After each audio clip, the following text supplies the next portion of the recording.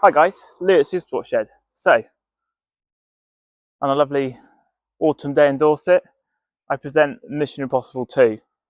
So, many of you are going to know that Kerry had Mission Impossible 1, it was built in about 17 days, ground up, engine, everything. To do a classic bike track days there at Donington, and since then, which is about 2.5 years ago, it has run faultlessly.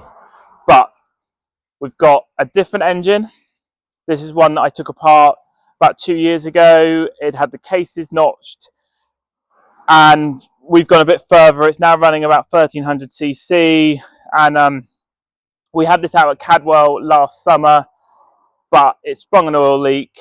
The clutch was slipping, and if I'm honest, it wasn't ready to go. We hadn't tested it really, apart from riding it around the yard.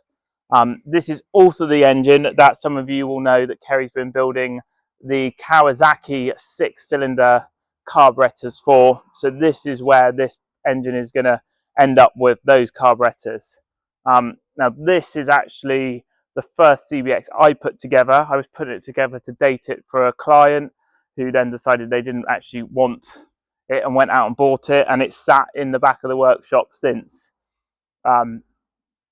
So yeah, this is going to be the Mission Impossible 2. We did have another frame, but there was a few issues with it, and as this was just sitting there and ready to go, sort of, we thought we'd use it. So plans are obviously to take the empty cases out, which you'll see if I slide the good engine away. So these are a set of Prolink cases which have already got another home. So we're going to take those out. We're looking at keeping the Prolink rear setup, which might be a bit controversial, but we're going to replace the shock with a modern coil sprung unit, and we're going to update the forks. But as you guys know, we're not looking at extreme. We're not looking at putting 2-year-old upside down, the latest Honda forks with electronics and all that. That's not where we are. We want a period looking bike, modified as it would have done back in the day. So yeah, we're looking at a front fork setup. You know, this obviously it's got Prolink forks on, but we're looking at going to a 41mm fork if we can, to be able to get better brakes predominantly.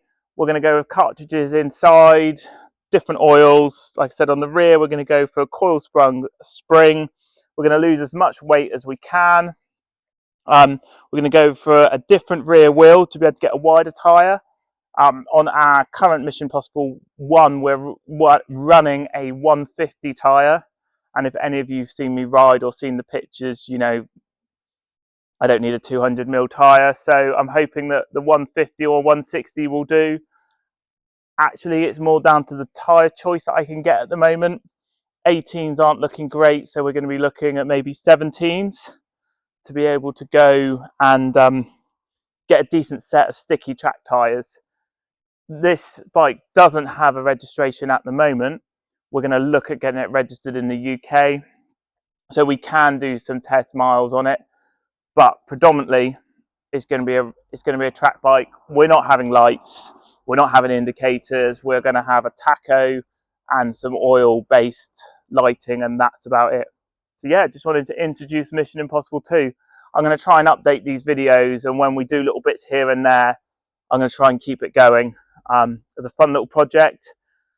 My deadline for this is April next year, 2026, but we have holidays at Christmas, and we actually have a 3-week holiday in April. So I will potentially land back in the UK, come back here, put it in the van the same day to take to potentially the first classic bike track day of the year. That's my plan. So I've got maybe 4 months to do it in around all the other work. So yeah, but everything's here.